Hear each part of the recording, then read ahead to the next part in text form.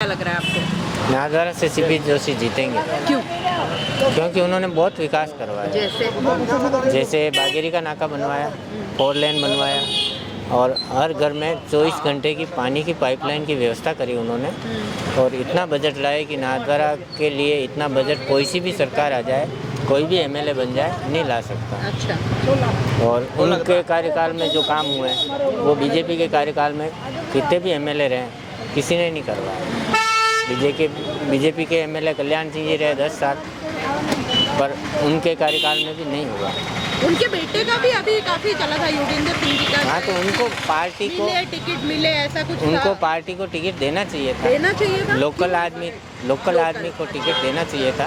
Plus वो party के लिए समर्पित कार्यकर्ता है। अच्छा। कल्याण सिंह जी ने भी बीजेपी के लिए बहुत मतलब दिया योगदान और पार्टी को इस स्टेज पे लाए कि सीपी जोशी को हराया उन्होंने। हाँ। सीपी जोशी को हराने के लिए हाँ। मतलब उन्होंने कांग्रेस में रहकर बीजेपी से टिकट लिया और बीजेपी से वापस वो एमएलए बने। हाँ। इसका मतलब सीपी जोशी के मुकाबले का आदमी था वो। हाँ। या तो उनके बेटे को देते टिकट या उनके मदर को देते, कल्याण सिंह जी के पत्नी को।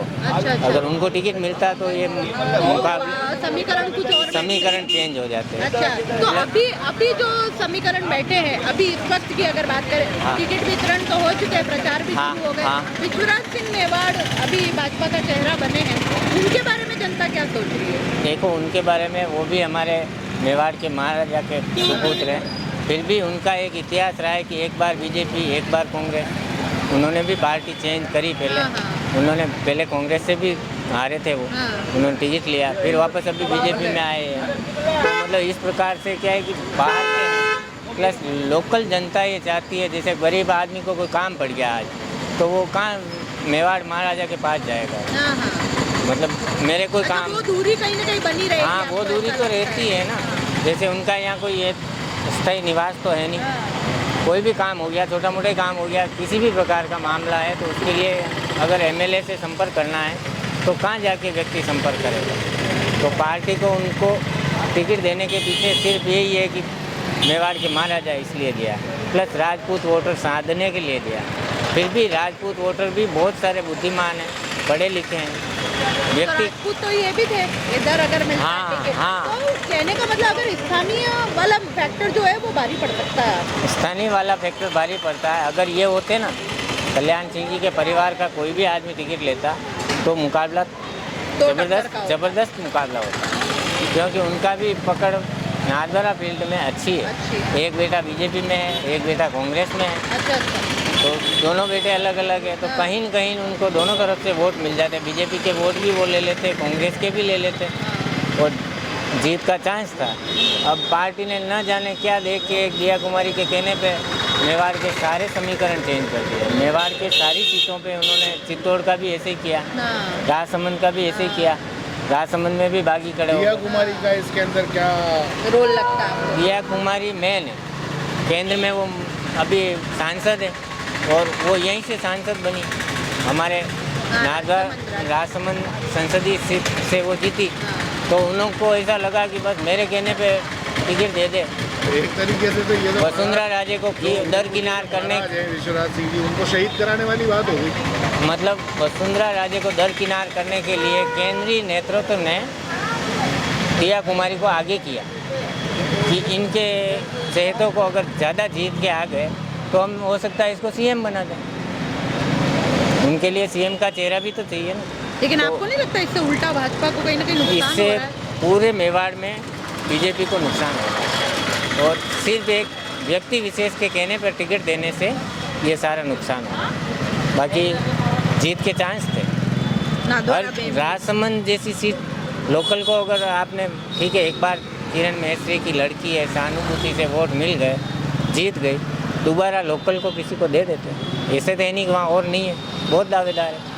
इतने दावेदार है, वहाँ बागी खड़े हो करने की कहाँ जरूरत है। पार्टी अपने लेवल पे ही निपटा देती, कोई आपको नहीं दे रहे। तो दीप्ति माहेश्वरी तो कोई बागी खड़ी होती नहीं। जब ऐसा चांस है, अपन को पता है कि नहीं देंगे टिकट और ये बागी खड़ी होगी, तो दूसरे को देना चाहिए था। फिर भी पार्टी के हिसाब से दिया कि भाई ज़्यादा मतों से जीती, इस वजह से उसको टिकट दिया। अब नाथद्वारा के समीकरण अलग है। नाथद्वारा आपको अभी आज से 10 साल पहले का और आज के नाथद्वारा में आप खुद यहाँ आए पहले और आज आए तो आपको कुछ इसमें चेंज लग रहा होगा कि नाथद्वारा पूरा बदल गया।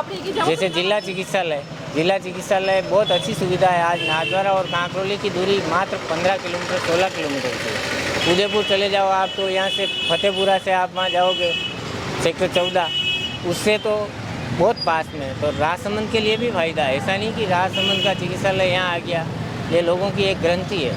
बाकी 10 किलोमीटर 15 किलोमीटर में तो कोई भी पेशेंट हो इधर उधर इलाज ले जा सकते हैं। अब यहाँ से हर पेशेंट को उदयपुर रेफर किया जाता है। छोटी मोटी कोई अगर सीरियस मैटर होता है उदयपुर रेफर करना पड़ता था। अब अगर बड़ा चिकित्सालय यहाँ बन गया तो पब्लिक को सुविधा मिल जाएगी। बाकी सीपी जोशी का विकास बोलता है नाथद्वारा में, उन्होंने बहुत विकास करवाया और व्यक्ति सर वो मेरे को मेरे नाम से जानते हैं।